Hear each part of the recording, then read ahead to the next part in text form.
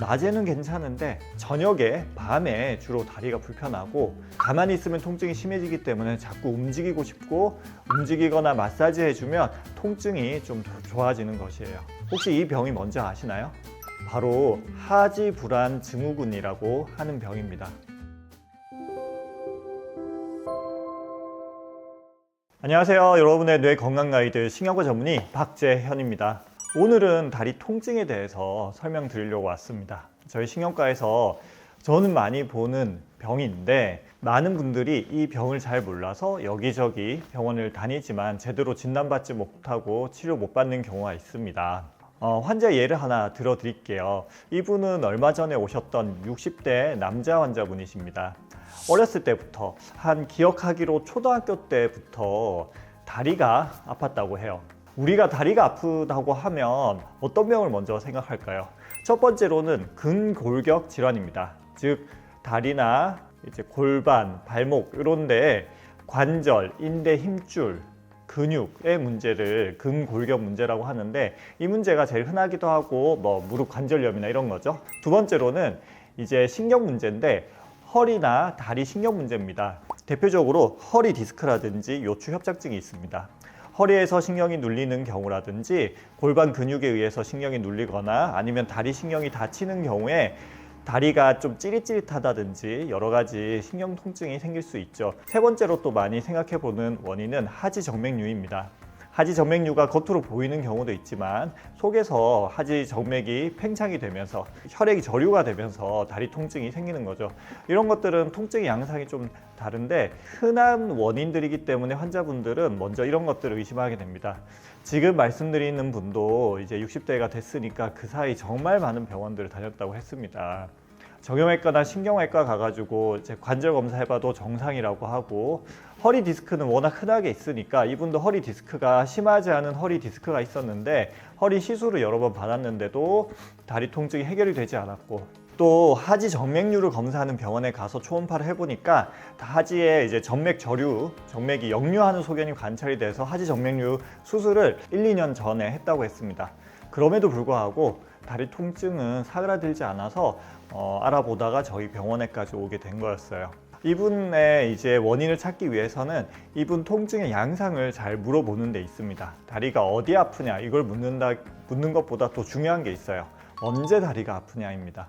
이분은 다리가 주로 밤에 아프다고 했어요. 혹은 새벽에, 특히 자려고 누웠을 때 다리가 아픈데 벌레 기어가는 느낌도 들고 화끈화끈하기도 하고 깝깝하기도 하고 뭔가 말로 설명하기 힘든 통증이 있어가지고 늘 잠들기가 힘들고 혹은 자다가 다리가 아파서 잠에서 깬다고 했습니다.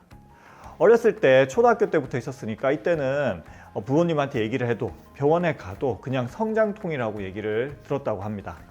성장통인 줄 알고 지내다가 성장이 끝난 중고등학생 이후에도 20대, 30대에도 다리 통증이 지속이 됐다고 하고 최근에 50살 넘어서는 통증이 점점 더 심해졌습니다.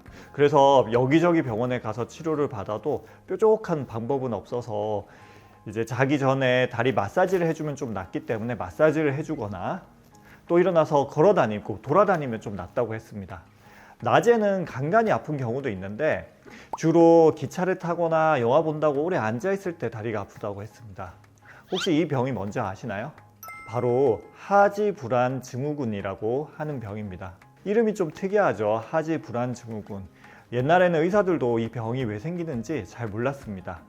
근데 어떤 사람들을 보니까 낮에는 괜찮은데 저녁에, 밤에 주로 다리가 불편하고 이제 불안하다고 돼 있잖아요. 영어로는 restless, 가만히 있질 못하는 겁니다. 가만히 있으면 통증이 심해지기 때문에 자꾸 움직이고 싶고 움직이거나 마사지 해주면 통증이 좀 더 좋아지는 것이에요. 그래서 연구를 해봤는데 뇌세포 속에 철분이 부족하고 또 철분이 부족하니까 도파민 기능에 장애가 생겨서 이 도파민 부족으로 인해서 생긴다는 것을 밝혀냈습니다. 그래서 도파민제를 먹거나 철분 보충을 해주면 좋아지는 병, 바로 하지불안 증후군입니다. 하지불안 증후군은 중요한 4가지 증상이 있습니다. 다리를 움직이고 싶은 충동이 든다, 가만히 있으면 통증이 심해지고 움직이면 통증이 완화됩니다. 그리고 이런 통증은 낮보다는 밤에 심해지는 경향이 있습니다. 이 네 가지 증상이 핵심 증상인데 이 중에서 네 가지나 세 가지가 있으면 꼭 하지불안 증후군을 의심을 해야 됩니다. 통증이 생기는 위치는 다리 양쪽인 경우가 제일 많습니다. 특히 종아리가 제일 흔하고요. 허벅지나 발도 생길 수 있습니다. 또 드물게는 상체, 몸통이라든지 등이라든지 손이라든지 팔에 생기는 경우도 있습니다. 간혹 가다가 자다가 등이 뜨거워서 못 잔다고 얘기하시는 분들도 있는데 이런 분들 하지불안 증후군 치료를 해보면 좋아지는 분들이 많이 있습니다. 통증의 양상은 흔하기로는 좀 화끈화끈하다라는 게 흔한데 당긴다, 저린다, 벌레가 기어가는 것 같다, 터질 것 같다, 쑤신다 등등등등 정말 다양한 증상들이 있습니다.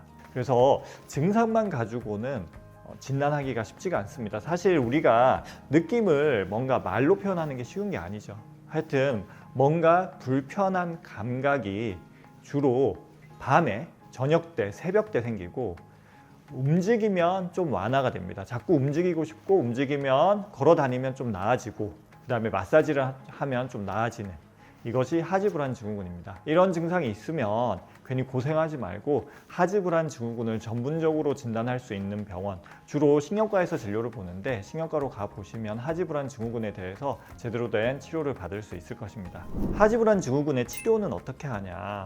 먼저 투여하는 약은 도파민 제제라고 하는 것입니다. 도파민 제제는 원래 파킨슨 병을 위해서 개발된 약입니다. 이 약을 하지불안 증후군 환자한테 줘봤더니 좋아진다는 것이었습니다.